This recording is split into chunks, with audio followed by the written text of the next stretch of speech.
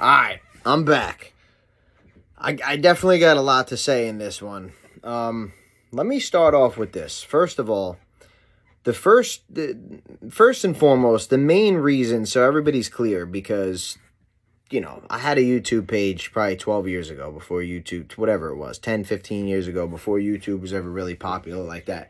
Listen, YouTube had a lot of traffic going on and shit, but I'm saying YouTube, things like that, like certain social media sites at this point are just common practice. Like pretty much everybody has them, especially if you have some sort of business or you're trying to make money online or whatever the case is. It wasn't necessarily the case like that back when I made my YouTube. My YouTube page was kind of made out of like a place to stash videos where anybody could see them. So like if some dumb shit happened or some crazy shit or some funny shit happened that we happened to get on video, I would stick it on my YouTube that nobody really knew about.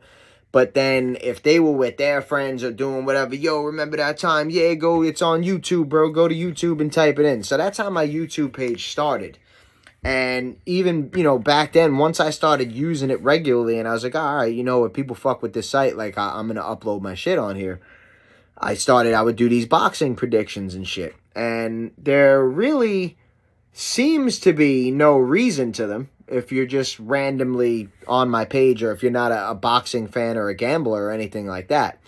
But I wanted to let everybody know the reason that I do this shit is because I'm not like most people with the things that I do, but there are plenty of things that I do and plenty of things that I'm into and plenty of value that I could offer people. I understand boxing pretty well. Now, I'm not into boxing the way that I used to be.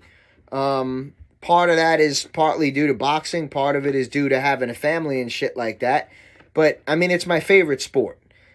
I don't see myself ever walking away from boxing. I haven't been allowed to box since 2015 because of head injuries. So going on 8 years, I still train for boxing. I still hit the bag. I still run. I still do all this shit. So even though I'm not allowed to fight.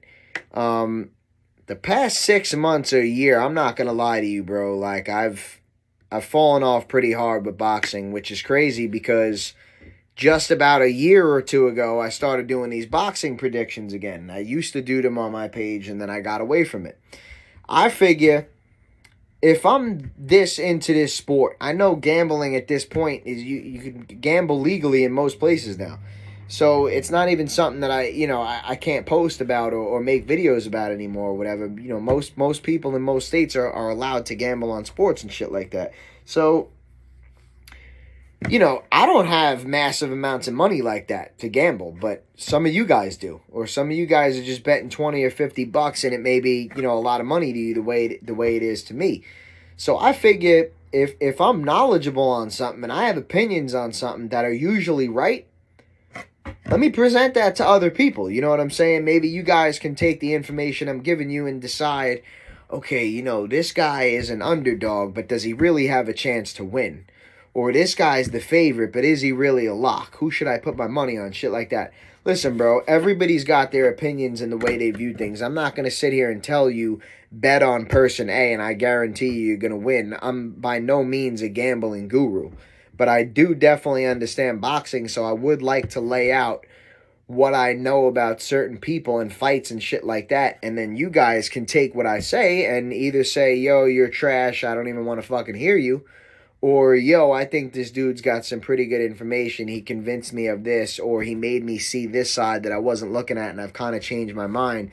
I want to go ride some money on this dude. Hey, I hope you walk away with a lot of money, bro. I've definitely hit some very big underdogs in my betting career. Shane Mosley against Antonio Margarito was a really good one. Marquez Pacquiao 4 was a really good one.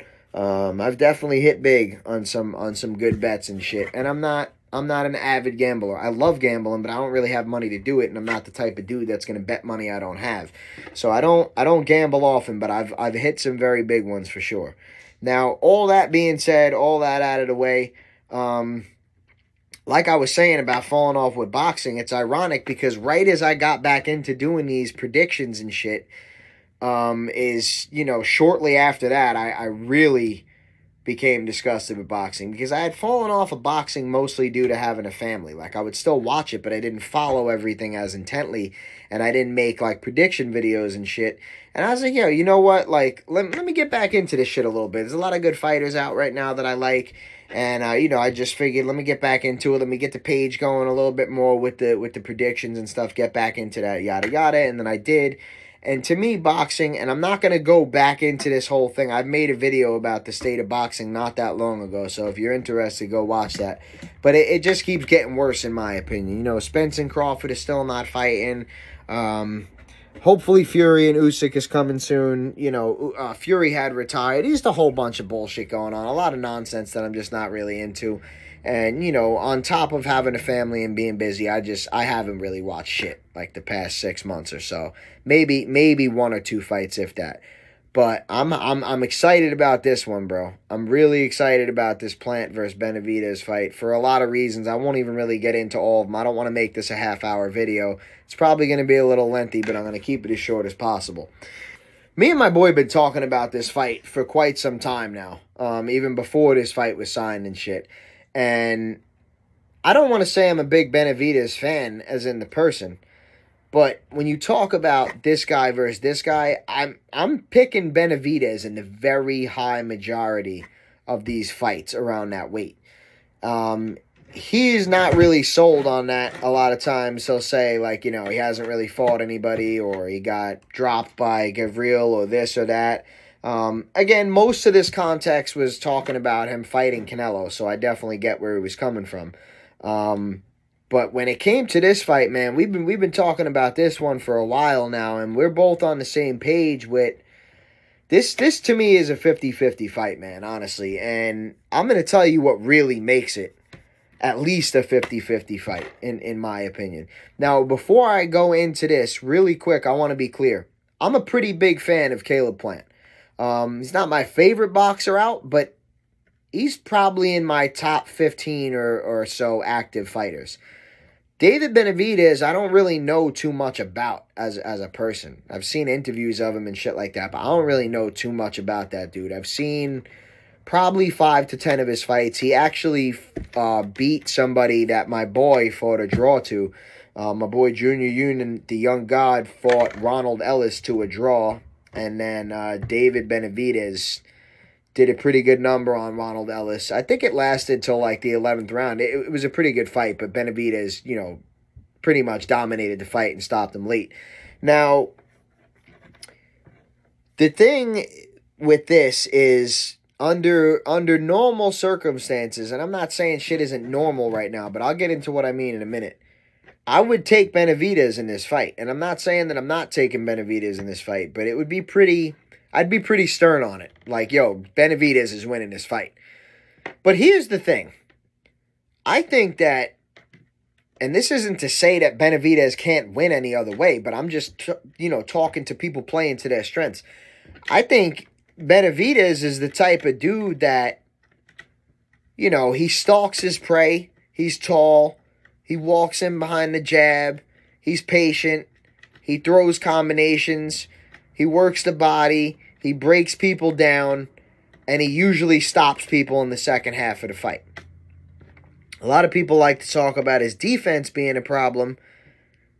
It may or may not be, we're not really going to know the answer to these things until these guys get in there consistently with the top elite guys, and then we find out, oh, okay, we thought his defense was a little sketchy, maybe not, you know what I'm saying? Or I thought this dude was better than he is. Once he got in there with the elites, he was exposed, you know what I mean? You never know really what's going to happen, but you observe and you take away what you take away. Now, I think a big part of Benavidez's defense is his offense. And what I mean by that is he throws these punches he'll take a step and he'll throw like a straight right hand from his hip and shoot it up and then, and then come with a hook.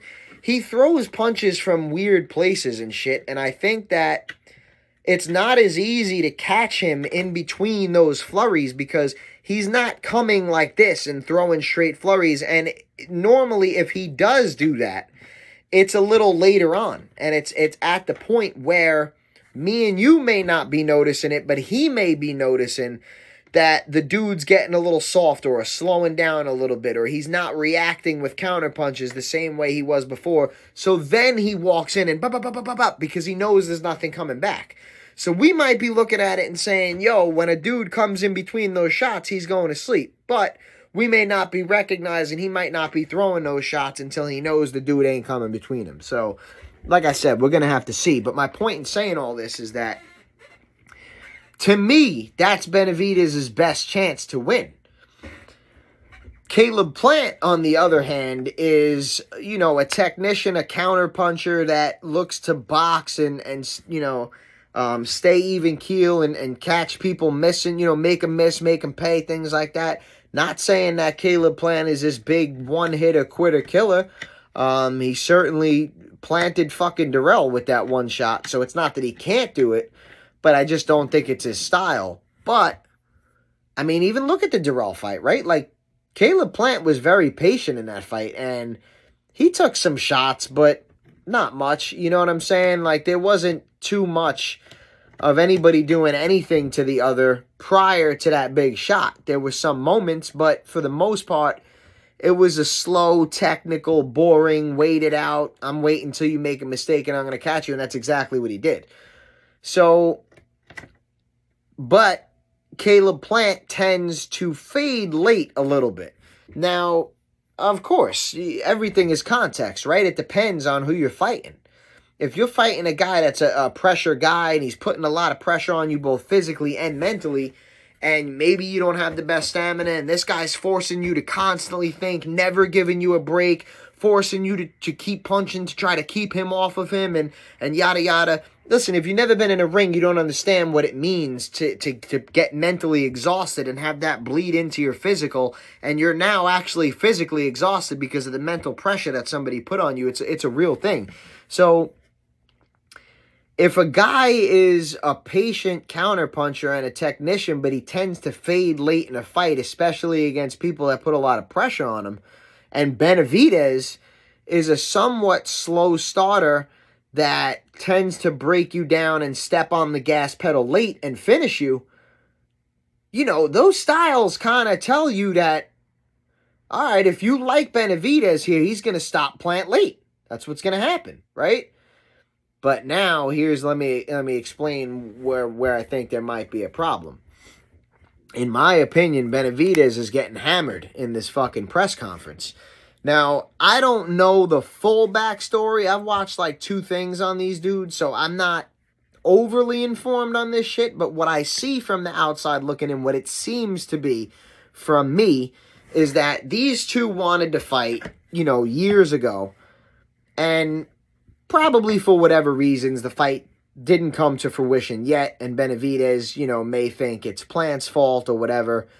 And I think Benavidez's father maybe said something or insinuated something about Plant's daughter that passed away, which probably in turn caused Plant to say something back, and David got pissed off at what Plant said back, or whatever the case is, and now it's turned into this whole thing where these two seemingly really fucking don't like each other, like on some real shit. So, again, I don't know the full backstory. Only these two know what's going on, but I just know what I'm seeing from the outside looking in. Here comes Benavidez talking about, I was going to fuck you up in the parking lot, but you had your team with you. Standing up, we could do this right now. I mean, bro, here's the thing. First of all, that shit is just not going to work on Caleb Plant. Caleb Plant is a very even-keeled, honest type of, I got put down, but I'm going to get right back up and keep fighting. You talk a lot of shit because you've never been in a ring, so you never had to take the walk I had, yet you're calling me a bitch, but you've never done what I've done. But he says it in this calm, respectful manner. So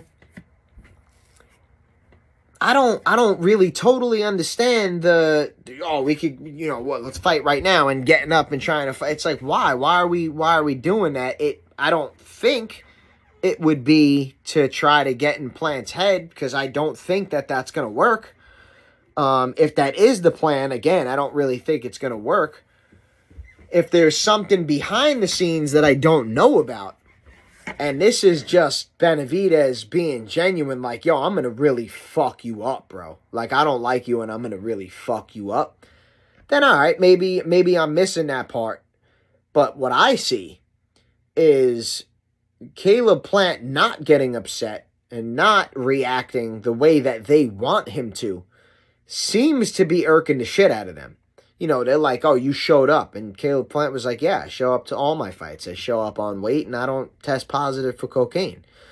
So it's kind of one of those things, bro, where somebody always has like this comeback, but in a calm demeanor, like, you know, why are you even trying to come at me when you miss weight and you're sniffing cocaine? Like, why would you be surprised I'm showing up? That shit seems to be getting under Benavidez' skin to me, and that's playing right into Caleb Plant's hands, right? Like, Benavidez keeps saying, I guarantee you I'm going to knock this motherfucker out and put him in the hospital in under 6 rounds. But that's not the fashion that you win most of your fights in. You usually stalk people, break them down, and stop them late. And again, we spoke about Plant's style. That's probably the best way to fight Plant, is to put a lot of pressure on him, stalk him, break him down, and stop him late. So why would you let this dude take you off of that game plan?